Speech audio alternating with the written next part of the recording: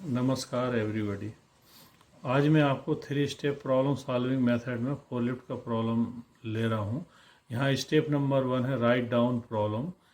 इसमें हम प्रॉब्लम को लिखेंगे और उस प्रॉब्लम पर थिंक करेंगे, स्टडी करेंगे और कंसल्ट करेंगे। स्टेप नंबर 2 है लिस्ट ऑफ सॉल्यूशन। स्टेप 2 में हम जो भी प्रॉब्लम है उसके सॉल्यूशन बनाएंगे। स्टेप नंबर 3 है select favourite solution from step number 2 and start the work. Forklift के इंट्रोडक्शन के बारे में इतना ही कहना चाहूँगा कि ये इंडस्ट्री में ज़्यादा यूज किया जाता है। गोडाउन से प्लांट से गोडाउन माल लाते हैं, ट्रक वगैरह लोडिंग अनलोडिंग करना है तो इसके काम में आता है। और भी बहुत सारे यूज हैं, यहाँ मैं इसके बारे में इतना ही बताना चाहूँगा।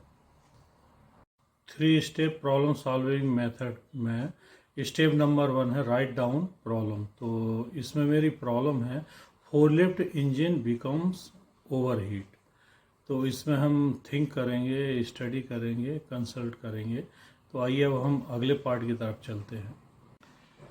थिंक वाले पार्ट में मैं इतना ही कहना चाहूँगा कि इस प्रॉब्लम से रिलेटेड जो कंट्रीब्यूटर्स एलिमेंट है वो कूलेंट है, कूलेंट पंप है, रेडिएटर फैन है, डर्ट है, डेब्रिस है, थर्मोस्टेट वाल्व है, ऑयल लेवल है, लीकेजेस है, बेल्ट एंड होजेस हैं।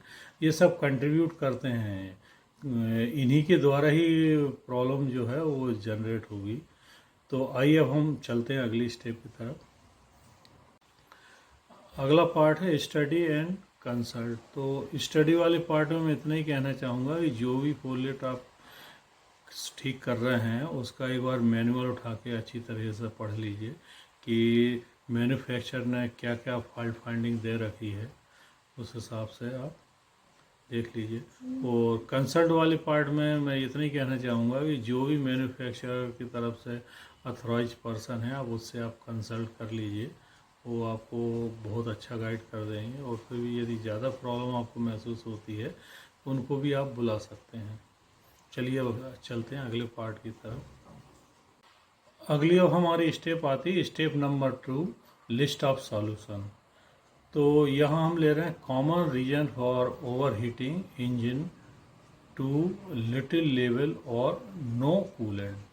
तो इसमें जो पहला पॉइंट है वो है टू लिटिल लेवल और नो कूलेंट, यानी कूलेंट जो है बहुत ही कम है और या फिर नहीं है, ऐसा मान के चलते हैं। तो इसमें क्या होगा, drive without the proper level of coolant anti freeze can cause the cooling system to fail.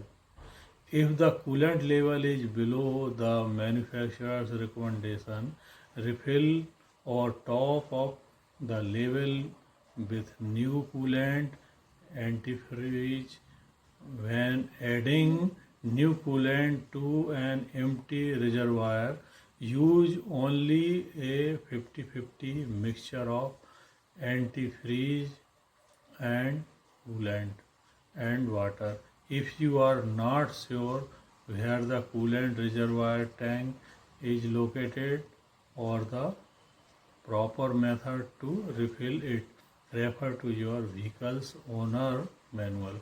जो मैन्युफैक्चरर ने जो मैनुअल दे रखा है उसमें सारी डिटेल रहेंगी कि कैसे कैसे कौन सा कूलेंट कितना पार्ट डाला जाए, एंटी फ्रीज कितना डाला जाए। यहाँ मैं 50-50 खाली आपको बताने के लिए यहाँ दे रखा है। ये फिगर आपके मशीन के हिसाब से चेंज भी हो सकती है। तो कभी भी जब भी हम ड्राइविंग करते हैं यदि उसमें प्रॉपर कूलेंट या एंटी फ्रीज केमिकल नहीं है तो गाड़ी को नुकसान हो सकता है, ओवर हीटिंग होने का ये भी एक कारण होता है। तो इस पे हमको ध्यान रखना है। स्टेप 2 का पॉइंट 2 है cooling system leak. An empty coolant reservoir tank could be caused by a potential leak. Leak in the coolant can often be identified by spot or puddles on the ground. Be aware that coolant will have a sweet smell and may be green, blue or orange in color depending on the type of coolant being used. तो ये विशेष ध्यान देना है कि reservoir या line वगैरह उसका जो भी है कूलेंट का वो कहीं से लीक नहीं होना चाहिए। यदि लीक है तो इमीडिएट बंद कर दें, क्योंकि लीकेज होने से कूलेंट का लेवल डाउन हो जाएगा। कूलिंग का लेवल डाउन होने से कूलिंग बराबर नहीं होगी और प्रॉब्लम क्रिएट होगी। तो जब भी आपको पता चलता है यहाँ से लीक है तो इमीडिएट उस लीक को बंद कर दें और कूलेंट को टॉप अप कर दें, जो लेवल है उस तक मेकअप कर दीजिए। स्टेप 2 का पार्ट 3 है ए broken coolant pump. The coolant pump's job is to circulate the coolant throughout the engine. If the coolant is dirty or has too much buildup, it can stop the coolant from moving throughout the pump, which can lead to an overheating.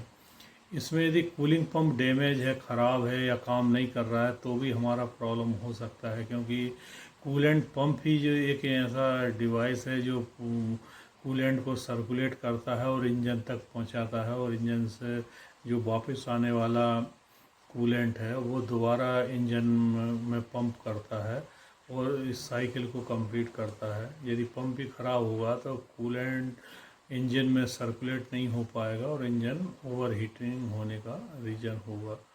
तो यहाँ cooling pump को भी check कर लेना है कि बराबर है या नहीं है, टूटा तो नहीं है, कोई इसमें ब्रेक डाउन है कि नहीं, बराबर काम कर रहा है कि नहीं, ये सब देखना है। फोर्थ पॉइंट है radiator problem. Radiator and their fans help to reduce heat from the engine by decreasing coolant temperature. Problems with the fan may reduce the capacity of the radiator to remove heat, which will cause unnatural temperature increases.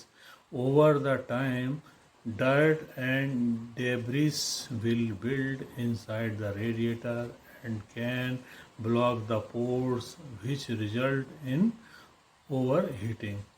तो radiator भी बहुत important part है। यदि radiator fan radiator इनमें यदि problem होगी, यदि fan बराबर नहीं चल रहा है या रेडिएटर के अंदर कुछ चोकअप है, कुछ डस्ट वगैरह आ गया है, कोई मड अंदर डिपॉजिट हो गया है, तो सर्कुलेशन बराबर नहीं होगा, कूलेंट का सर्कुलेशन बराबर नहीं होगा। इसके कारण भी ओवर हीटिंग हो सकती है। या फैन हमारा नहीं घूम रहा है या कम घूम रहा है, उसकी स्पीड कम है, तो भी ओवर हीटिंग की प्रॉब्लम हो सकती है। फैन रेडिएटर से हवा खींच के फेंकता है या उस पर फेंकता है, तो यदि वहाँ चोकिंग होगा, हवा एयर पंखे की हवा यदि रेडिएटर में से होकर नहीं निकलेगी तो भी ओवर हीटिंग की प्रॉब्लम हो सकती है। तो वो सारे चीज़ें क्लीन होना चाहिए, रेगुलर इसकी क्लीनिंग ज़रूरी है, और पोर्ट वगैरह है उनका भी क्लीनिंग ज़रूरी है। ज़रूरी होगा तो अंदर डीस्केलिंग भी कर सकते हैं। तो ये सब ध्यान देना, रेडिएटर में इस तरह की प्रॉब्लम ना हो, वो टाइम टू टाइम चेक करते रहना है। फिफ्थ पॉइंट है oil level too low. Outside of the lubricating the engines part, a vehicle's motor oil help control overall temperatures. Low oil level may increase engine temperature. यदि oil level low है तो भी engine का temperature बढ़ सकता है, heating बढ़ने का रीज़न हो सकता है, क्योंकि ऑयल लो होने से सभी पार्ट्स को बराबर लुब्रिकेशन नहीं मिलेगा, और लुब्रिकेशन बराबर नहीं मिलेगा तो friction, metal to metal contact होने का चांस ज़्यादा है। पार्ट्स जो मूविंग पार्ट हैं उनके बीच में फ्रिक्शन बढ़ेगा और उसके कारण टेम्परेचर ही बढ़ सकता है। नेक्स्ट स्टेप है thermostat failure. Also have the thermostat valve checked because it should open when the temperature is sense which allow the coolant into the engine like the thermostat in a home. The thermostat in a vehicle is needed to regulate engine temperature. A thermostat failure may cause harm to the engine by not allowing the coolant to flow as intended by the vehicle's manufacturer. तो thermostat ही बहुत important है। Thermostat क्या होता है, जब engine का temperature बढ़ जाता है, जो सेट पॉइंट होता है उससे ऊपर जाता है, तो ये खुल जाता है। खुलने के कारण कूलेंट को इंजन में जाने का रास्ता बना देता है और कूलेंट जो है इंजन में से सर्कुलेट होके घूम के आने लगता है, जिसके कारण इंजन ठंडा होने लगता है।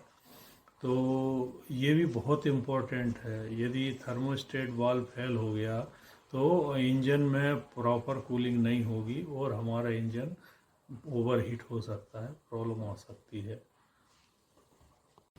नेक्स्ट पॉइंट है 7th, issue with the belt and hoses.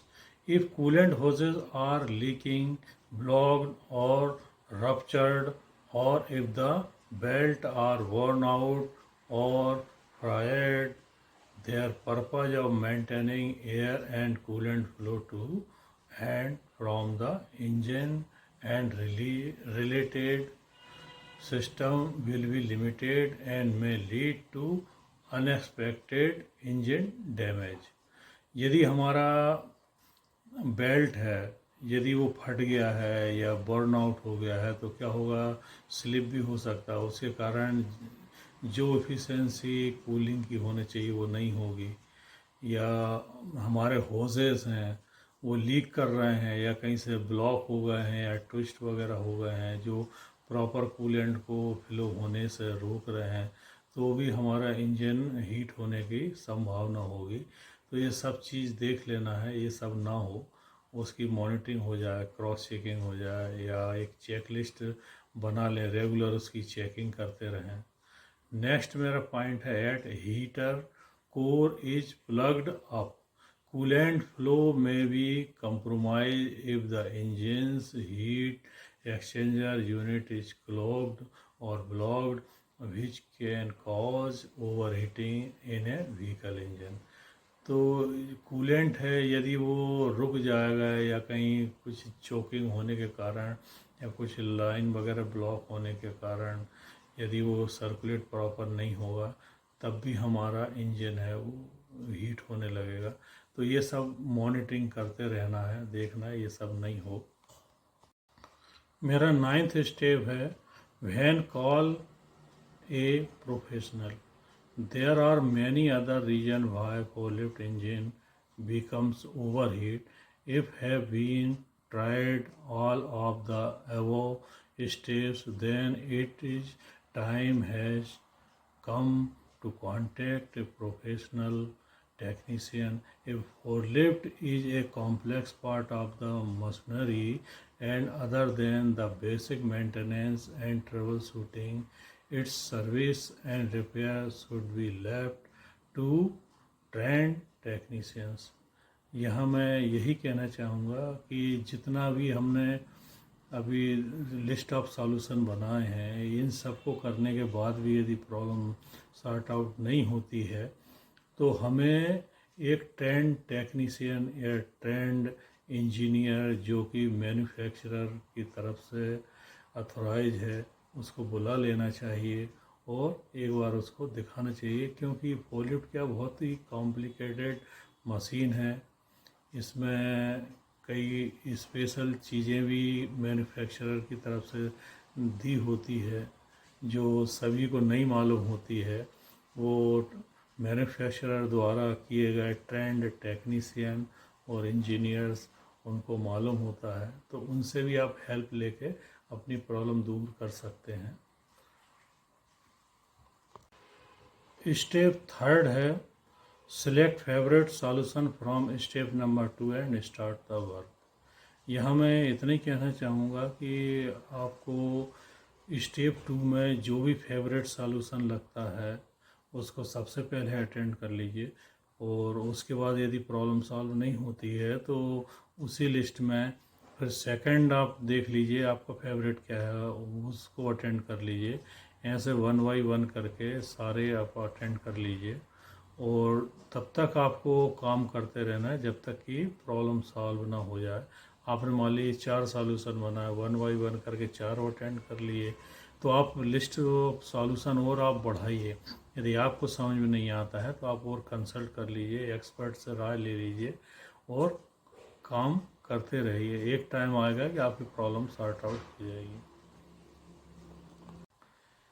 मुझे उम्मीद है आपको ये मेरा वीडियो पसंद आएगा, आप लाइक करेंगे, शेयर करेंगे और हो सके तो आप मेरी चैनल को सब्सक्राइब कीजिए। Thank you for watching my video. धन्यवाद आपको मेरा वीडियो देखने के लिए। आपने बहुत बहुत कीमती समय निकाल के आपने मेरा वीडियो देखा। Thank you once again.